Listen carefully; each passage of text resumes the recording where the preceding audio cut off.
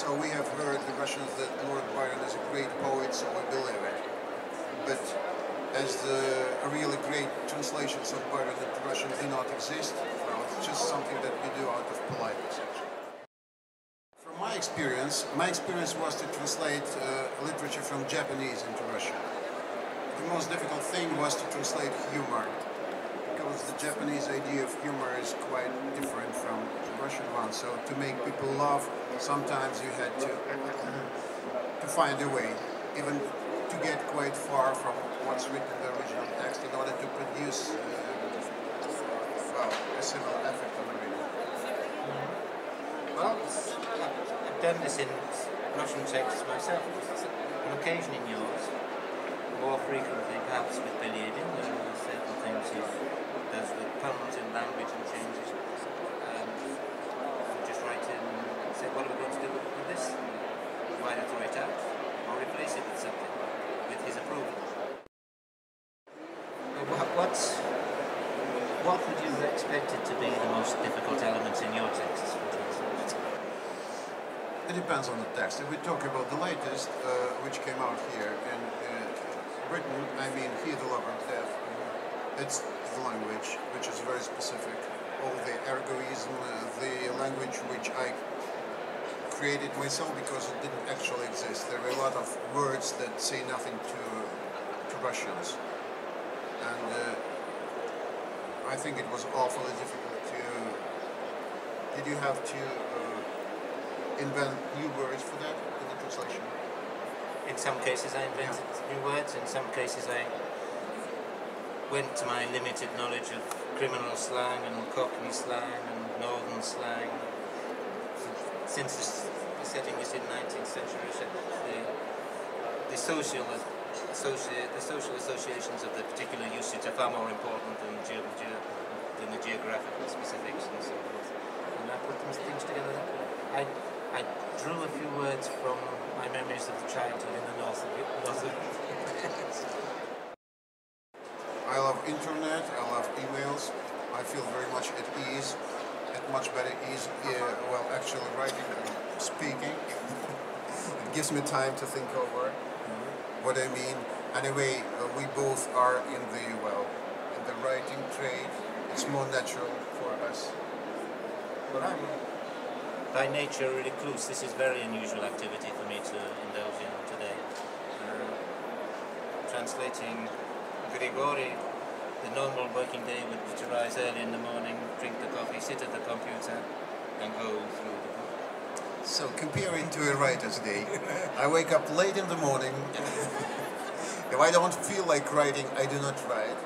Though normally I do feel like writing. This doesn't happen to me. I have to get the manuscript finished to end. I used to do it for decades. And then I write for an hour and a half. And then I feel that I have to recharge my batteries and I don't write any longer. So you should become a novelist. When I finish your series, I'll try to do that. Yeah. And there is, well, I also feel this sort of revengeful satisfaction, because when I think that I translated thousands of pages, now there are people who translate my books. There is justice in the world.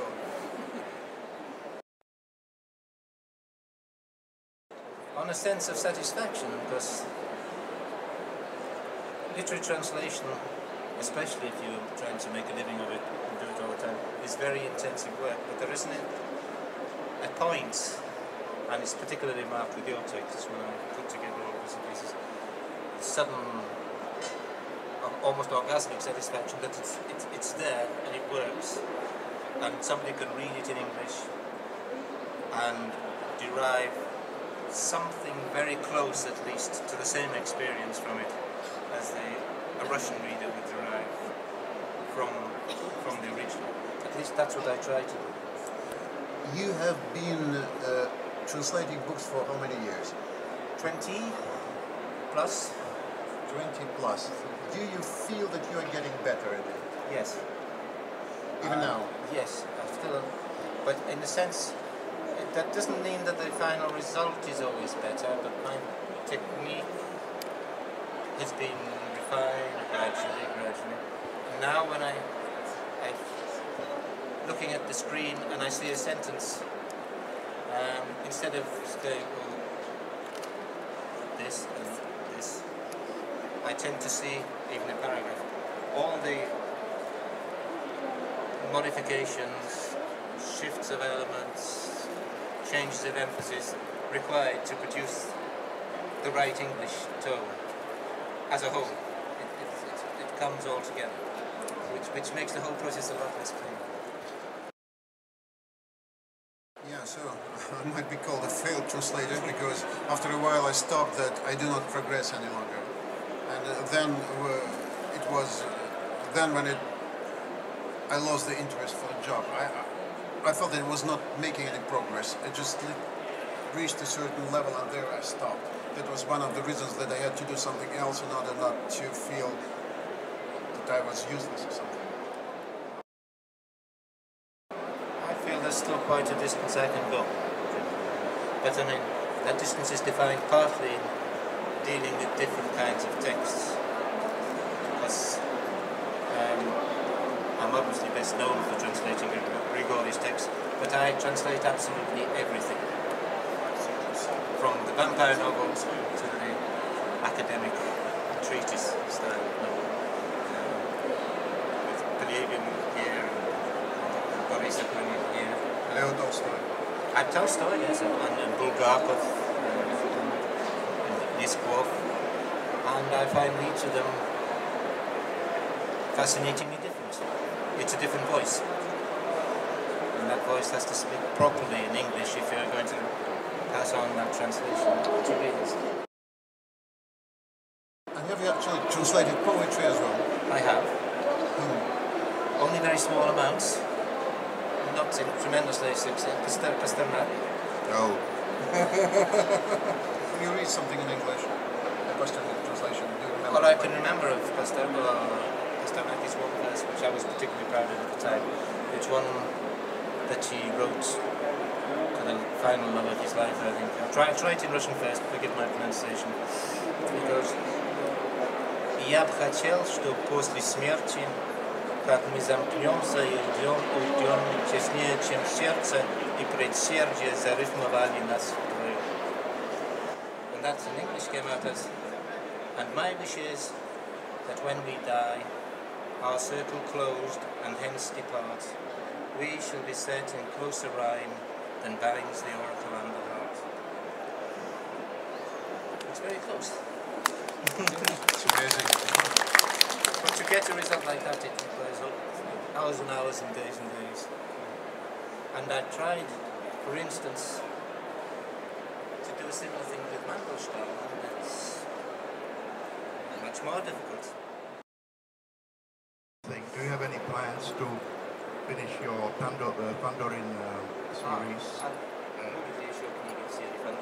Yeah, there are two more books are left, according to the initial plan in the Fandorin series. There will be a novel and there will be a collection of novellas. The author Bolander said on the same occasion that he doesn't particularly like the character of his detective, that he wouldn't invite him to a dinner at his home. Would you invite Pandorin to a dinner at your home? Well, I don't think that Wallander is such a likable person, so I understand Henning very well here. Fandorin, yeah, it would be. I would be quite uneasy if he came, but I would be honored, definitely.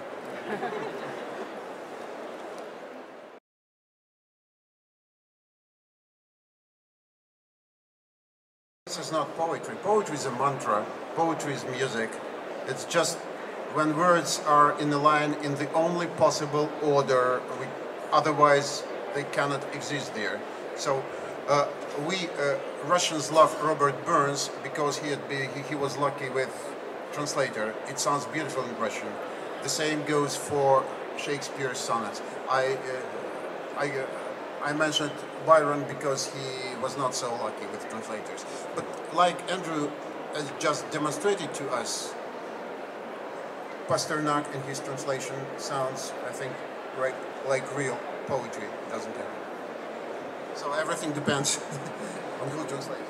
The question you raise, of course, also brings up the point of is blank verse really poetry?